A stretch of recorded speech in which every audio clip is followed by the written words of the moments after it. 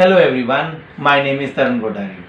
This video is specifically for those who are going to appear in November 22 examinations, be it CA Inter, be it CA Final. My name is Tarun Kothari.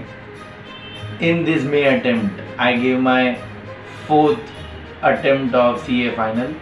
I have already cleared my one group, but my group 1 is still remaining. So I am a semi-qualified CA. But I thought of sharing this video or sharing the things that since we have failed, I have not able to clear in 4 attempts.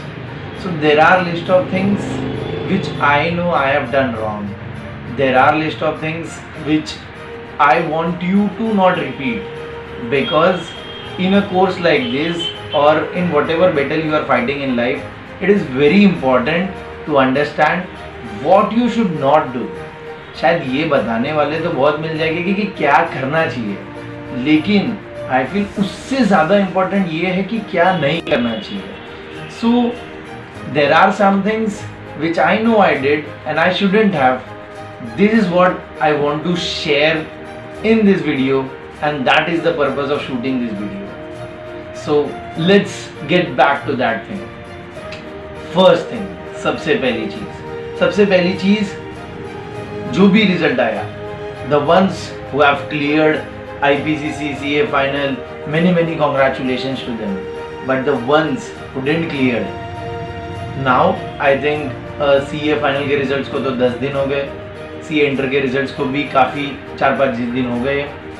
Now I think it's the time where we accept कि okay we have failed, we are going to bounce back harder, and the most important thing is take the blame of that failure on yourself. Yes, that is the most important thing, because that is going to open the doors for bouncing back in the next attempt in the future. Yes, हो सकता है कुछ situations हो सकता है paper अच्छे गए हो. Even I was feeling when I gave the paper, when I was waiting for the result, even I thought कि इस बार तो बन जाएगी सीए, खत्म हो जाएगा, बस one last time. But results favour में नहीं है. I give myself time, and now I feel it's the time to accept, to introspect, to reflect and to come up with new strategy. There is something which you lacked. हो सकता है writing practice हो सकता है conceptual clarity हो सकता है speed हो, कुछ भी हो सकता है.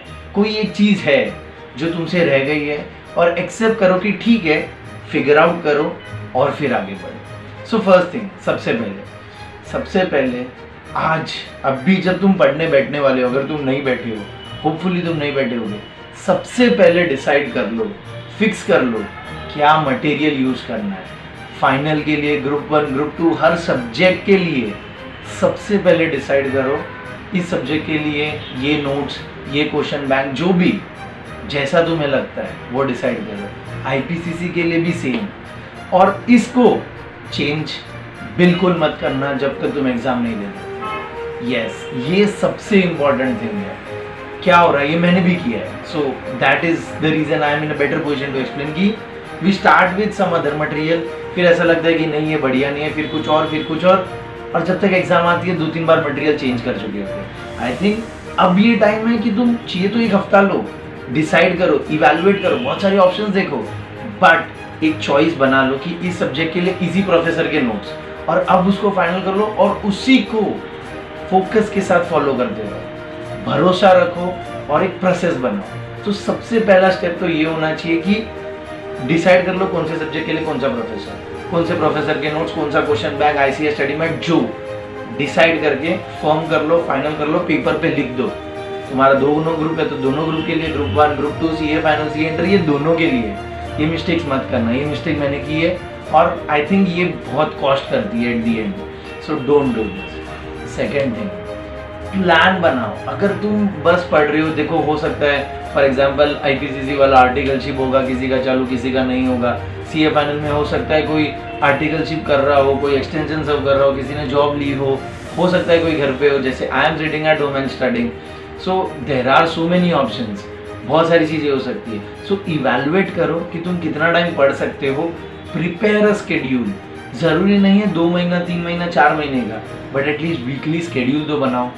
बहुत ज़रूरी है। और एग्जीक्यूट करो, एटलीस्ट 80-90% तो उसको एग्जीक्यूट करो। और वीकली स्केड्यूल बनाओ, हर संडे को स्केड्यूल बनाओ कि मंडे से सैटरडे तक ये करना है। संडे को बैठ के इवैल्यूएट करो और फिर नेक्स्ट वीक को प्लान करो।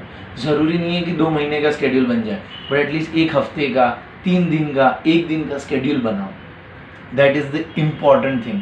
और उस स्केड्यूल को फॉलो करो irrespective of whatever is happening. I know there are times जब स्पेशली जब तुम 3rd-4th अटेम्प्ट में आते हो कि तुम्हें लगता है बस पढ़ते रहो, but I think that doesn't help. Have a proper schedule.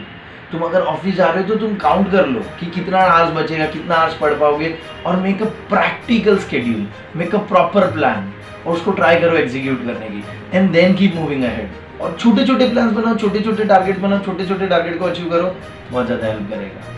3rd thing, ये शायद मोस्टली नहीं हो पाता है, I can understand.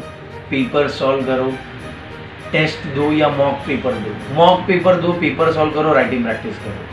Specially practical subject के लिए you keep practising as much as you can.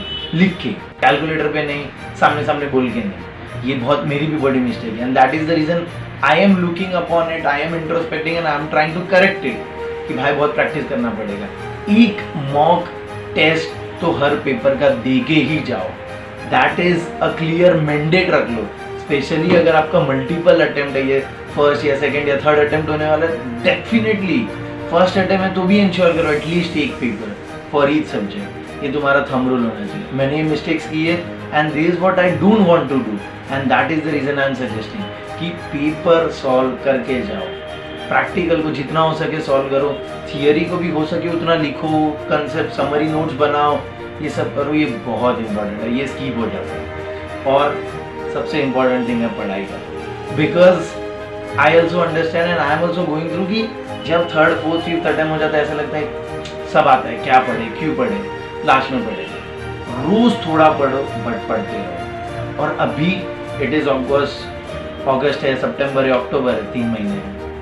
एक डिसाइड करो, अगर आवर्स में डिसाइड करते हो, टारगेट में डिसाइड करते हो, जैसे भी, और उसी को बैलेंस बना के आगे बढ़ते रहो। ऐसा मत करो कि एक दिन 18 घंटा पढ़ोगे और दूसरे दिन 8 घंटा पढ़ोगे। बेटर है कि 8 घंटे का प्लान बनाओ, उसको 7 दिन फॉलो करो, 10 दिन फॉलो करो, और फिर देखो क्या करना है। स्लोली जाओ, स्टेडीली जाओ, रश मत करो, आराम से, और बस पढ़ाई करते रहो। और we all will bounce back, let's give our best, accept कर लो फेलियर को, and this is what I wanted to share. Hope you like the video. If you want, if you find this useful, if you want to share it among other aspirants, your friends, do share it, and if you need any help, do let me know in the comments. Thank you guys.